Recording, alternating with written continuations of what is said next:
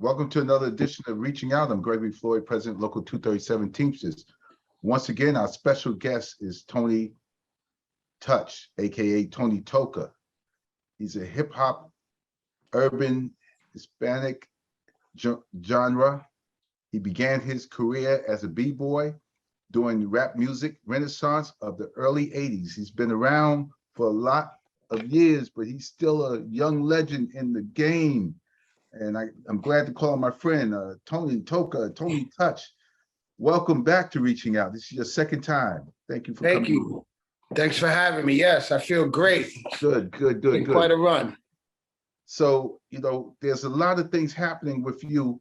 And I know I want to go over the pandemic. You're still doing things for people, even though we're quasi-pandemic, even though some people think we're out of the pandemic, we're still taking shots. So I wouldn't say we're out of the pandemic, but we're still social distancing, at least we should be. And tell us about your Zoom and your Instagram and your Twitch parties and where people can catch your music live. Oh yeah, I mean, yeah, we're still moving forward with that whole movement. I mean, we built this community during the pandemic. I started very early on, live streaming on Instagram right after the D-Nice explosion. And I was probably one of the first ones to start a Zoom room party simultaneously. And we've built this community. It's been running over 2 years, and it's like I've made a whole new family as well, and I usually live stream 4 days a week. Each day is a different style of music. Sundays is dedicated to house music, since I already do a Sunday night New York City party called the Funk Box. So I kind of brought that element to the stream. That was actually my first live stream, was a Funk Box Sunday night after that pandemic, after the world shut down.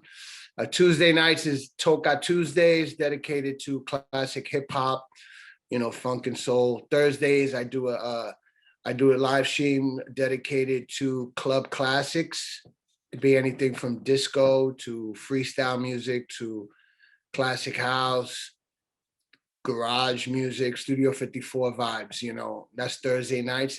And Saturdays is my Saturday afternoons. I dedicated to the Latin community. I play a lot of salsa, classic salsa in particularly, a lot of music from the 70s and early 70s up through the mid 80s, a lot of vintage salsa music. So 4 days a week live streaming. I've been pretty consistent with it. We built the community. These people within the Zoom room and people that log on have made friends with each other and now visit each other, and support each other as well. And it's an amazing thing what came out of it all. And I'm still doing it. Sometimes I'm out now, more mobile, but sometimes I'll live stream from my gig just to keep people connected and keep the momentum going. Now, tell everybody where they could either probably IG and Twitch, where they could catch you and join in and catch your broadcast this way. And if they want to go on Zoom, they can get there from IG and Twitch. Correct. Yeah. So Twitch is more of the focus now. It's a little more leverage in terms of music selection and not really, getting shut down. Like Instagram has a few more rules in place. But my handle is at DJ Tony Touch on both Twitch and Instagram. So if you go to twitch.tv, you can search for me at DJ Tony Touch, hit the follow button. You could turn on your alerts. It tells you every time I'm coming on. Same with Instagram, at DJ Tony Touch. And once we're streaming, the streams are up and running. If and when I turn on the Zoom room, we usually pin the Zoom room information once I'm live on one of the other platforms, But it's always a great time. Zoom is extra fun. People turn their cameras on the way we are here right now. And it's a lot of, dancing and goofing around and, people taking shots with each other. It's great. It's like we're at a bar. Now I also watch a lot of sports, and I saw this 30 for 30 special on the N1, basketball Oh, yeah. mixtapes, and there was I think there was a segment, and there was a couple of songs on there by you on that soundtrack of the mixtape 30 for 30. Can you tell us about that? Okay, say that again, that, The 30 for 30 special yeah, on the street ball, the right. greatest street No, ball. I'm familiar with the documentary. So Yeah. they showed something that I had did with them musically? No, you were credited with some of the music Oh, on okay. on the tape. Oh, yeah. Back Yeah. when the N1 campaign was running, I was involved with those guys early on and produced a few mixtapes for that movement. I didn't even know I got credit for that. It's pretty amazing. You did, because I was watching it and they mentioned your name, and I said, oh, it's Tony. Oh, yeah. That's So- because early on I was involved in those campaigns and one campaigns and producing different music projects for them to bring awareness to what they were doing. And the reason I brought that up is because the last film festival, Tribeca Film Festival, you had a film in there, mixtapes. Correct. So I want you to tell us about your film, because I know Robert De Niro was there at your premiere, and Yeah. you were at the auditorium in Washington Heights, and it was a packed place, and it was a Yeah. Oh, yeah. It was nice great. documentary. So tell us about that. Well, this is a film we've been working on for a couple of years. It's called Mixtape. It's a documentary about the mixtape culture and the impact the mixtape had on the music industry, its relevance, its how it affected the music industry, and the demise of it, and how it's evolved into the way we listen to music today, which is playlists, and things of that nature. But the film, star-studded, all your favorite mixtape DJs, Kid Capri, Ron G, DJ Clue, K-Slay, rest in peace. So we speak to all the legends of the mixtape game, as well as tastemakers and athletes, and Fat Joe and Shaq, Mike Tyson. Everybody wanted to weigh in on the story and how mixtapes played an intricate part in their lives in one way or another. That's So the amazing. film was picked up by Universal, and yes, Tribeca Film Festivals premiered it a few months ago, and we're at the finish line now on negotiating a network to start airing it. So that's what we're waiting on now, to figure out which network is going to air it in. Being next year, it's the 50th anniversary of hip hop, as they say. It's the 50th anniversary. A lot of content is going to be out there, and ours will be at the forefront of that. Our film. Now you mentioned the 50th anniversary of hip hop. There's also a museum underway for hip hop in the Bronx that's going to be dedicated to hip hop museum. Correct. Can you tell us about that project? Yeah, if I'm not mistaken, I believe in late 2023 or 24 it'll be open. I know that LL Cool J, Fat Joe, Kool Herc, all these guys were there for the opening ceremonies. And the Bronx is the birthplace of hip hop, so what better location to put this museum than the Bronx? And I'm really excited about it. I mean, a lot of people I know are dedicated and have offered, and presented things to be displayed there, all the icons, and it's great. It's a great thing for the culture, and hip hop. We're still growing. You know what I mean? The art form, the genre, and we're maturing. A lot of people are in their 50s, 60s, have taken the initiative to take it to the next level, like museums and films and things of that nature. I'm Gregory Floyd, President Local 237 Teamsters. You're listening to Reaching Out. Very special guest is Tony Touch, DJ, and he's also an artist. So I want to say, talk about your collaboration with Louis Vega on Sakude. Tell us about your Sakude collaboration and how well Sakude. that's done. Last year's hit record. Oh yeah. Well, most people know me. I've produced a few hip hop albums over the years, even some Latin reggaeton albums over the years. And I've always been a fan of house music. So now I'm really embedded in that world. And I produced a whole album of artists, featured artists and producers. The Sakude record you're talking about was like really my first single into that world, where I'm the featured artist and I'm kind of like doing a little chanting and rapping. It was on Vega Records, who Louis Vega, of course, is world-renowned DJ, producer, record label owner. He puts out great music. And that was my first single on his label. Sakude did very well. It was #1 on TrackSource, which is home for house music. It's a website, tracksource.com. And it was #1 song of the year on the Afro Latin Brazilian chart. And I'm really proud of it. I got a new single we're dropping now. It's called Apaga la Luz, which translates to turn off the lights. Sakude translates to, shake it off, kind of, kind of like a let go of your worries. Sakude could translates to different things, but right. Shake it off, dirt off your shoulders vibe. So I followed up that record with Apaga la Luz, which is turn off the lights. And it's hitting hard. We're about to drop it in mid-October, my next single. Okay. And, a lot of the music is, the energy is all about uplifting, spirituality, and just positive vibes. And that's the music I like to represent. Yeah, the two of you and Louis Vega, had a nice write-up in Rolling Stone magazine. And I mean, like Rolling Stone is like the holy grail of music. And also amazing, yeah. they do Amazing good write-up. reporting because they were known for their reporting during the Vietnam War. So, I mean, when I looked and saw that article and I read that article, I'm like, wow.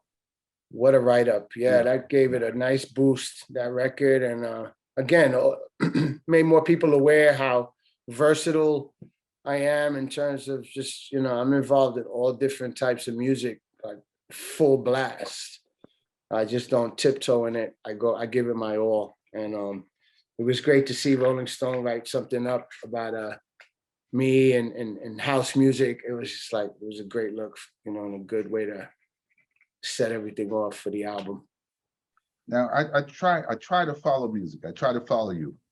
So I'm on Instagram, I'm looking, and I see something pop up. One day you're here in New York, the next day you could be over in Italy. I look, you're in Europe somewhere, you and Louis Vega, and I said, he was just here. He's on, he said, Apaga la Luz. Louis, we got another one. And I said, I saw the crowd, they were going, either you were in Spain, Ibiza, Italy, I don't know where you were, but you had that European crowd going. Tell us about that. Yeah, Louis Vega has a residency in Ibiza. And I went out there to do a gig. I had my own gig out there in Club Pasha. I was DJing in the hip hop room, which I've been doing for years with my boy Mucho Muchacho. And Louis Vega was already there, and the stars lined up. Our timing was great, and I showed up at his party and performed a song, and people went berserk. And he's been playing the record all summer in Ibiza, which is the biggest destination for dance music in the world in the summer. So I'm on the move, man. I bounce around. I go somewhere for a day or two and come back home and leave again, come back home, and that's the gist of it. I don't waste too much time out there. I get in and out. Yeah, I see on your bio you visited at least 30 countries. So oh yeah, that's something. Some people can't name 30 countries. You visited 30. So that's a nice it's been an amazing run. It's been a blessing, man. I've been playing music since '85, and started my mixtape hustle in '91, which is really how people became familiar with with me and my brand. And then in '96, I've been on the roads heavily since 1996. So we're talking, almost a 30-year run, 27-year run of me world touring consistently. Now, out of all of the tours, all of the artists that you've done, which one is your favorite? All the tours, Yeah, all the tours, the artists you worked with, which one is your favorite?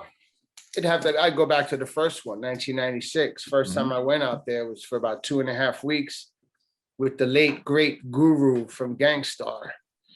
And he had put out a few albums called Jazzmatazz, where he created this jazz hip hop fusion movement. So my first tour in '96, I was on the road with him. I was the DJ for the tour, and India Davenport, the late great Donald Byrd, Guru, of course, and we toured like maybe 8 countries, everywhere from Greece, Italy, London, Germany.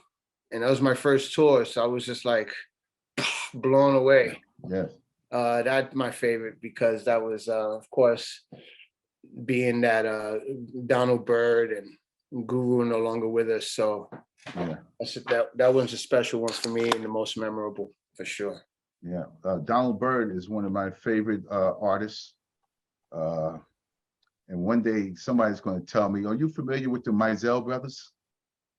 Mizell brothers, I am actually. Oh, so the reason I bring them up is because they produced a lot of Donald Byrd's albums. Yeah. So they had this distinctive sound that they had. They did something with Bobby Humphries, Harlem River Drive, and I see these Mizell brothers, Mizell. I know that name. I said, these two guys back in the '70s, they were producing almost everything. And I remember that sound, like Donald Byrd. And I said, Donald Byrd was good when he was in the '60s, but it's like he reinvented himself almost every decade, every 5 years, he would come up with a different sound. So genius, he was. Four albums. So genius. So tell me about the Mizell brothers. Tell me where they came from, how they grew up, if you know anything about them. I'm trying to find out about them. I'm just familiar with like the name. I don't really know too much about it, but I have heard of them. I'd have to research it actually myself. Yeah. Well, one day that's our next project, to find out about the Mizell brothers. I know somebody, well, you know somebody who could tell us about it. But if we could ever get time, because I mean, Louis is like makes a record a minute, so I don't know if he has time he can say something. But they produced a lot. Yeah, they produced. I know Bobby Humphries, Johnny Hammond, Donald Byrd, Taste the Honey. I'm looking at it now. LTD. Yeah. Oh yeah. Legend. Now, there's an artist that's around. I wondered, she sings, Cindy Mizell. Is she related to them? Mizell brothers. Good question. Yeah, I don't know. I always want to ask that question. Is Cindy Mizell related to the Mizell brothers? I think they spell it different. Okay, they spell it different, so they're not. She LLE. She spells her name. Okay. And the Mizell brothers you mentioned, no E at the end. So. No E at the L. Okay. Yeah. So there's the difference. So tell us what's next. We have about 3 minutes. Tell us what's next for Tony Touch. Oh wow. I produce a bunch of shows in New York. I got some great events coming up here. Chelsea Music Hall. This Tuesday we're doing an event for Puerto Rico, a fundraiser. After work fundraiser for the victims in Puerto Rico, and we're raising money for that this Tuesday from 6 to 11 p.m. Well, tell us about that. Is there somewhere that people can donate? They just heard this. If they can't make the event, they want to donate while we have the time. Yes, absolutely. I'm going to tell you right now. I'll tell you now the GoFundMe. One moment. We have we're talking about now Puerto Rico. We're talking about the tragedy that just occurred, the hurricane and the grid that was knocked out, and a lot of people, they need food, they need supplies. So we're going to tell our audience, who's probably a great great audience that really likes to donate. We're gonna tell you where to donate. But you go to Crazy Legs BX on Instagram and you hit the link on his bio, it'll take you right to the Hurricane Relief Fund. Very good, very good. So we want to make sure that people know that they could help out Puerto Rico during their time of need. And you have a few more events coming up? Yes, so we're doing that a Tuesday afternoon, and then Tuesday evening into the night, we go into the party, which I already had scheduled with guest DJs Enough and Mr. C. October 9th is a holiday weekend. We'll have Jelly Bean Benitez on that Sunday night, the legendary Jelly Bean Benitez. And then Halloween, October 30th, we're celebrating at Chelsea Music Hall with the legendary David Morales. So these are my New York events. I am going to London in early October, got some stuff in Florida. You know, I'm on the run. But if you go to my page at DJ Tony Touch on any platform, you'll get the latest updates. Thank you. Thank you for coming on, Tony. You've been listening to Reaching Out. I'm Gregory Floyd, President, Local 237 Teamsters.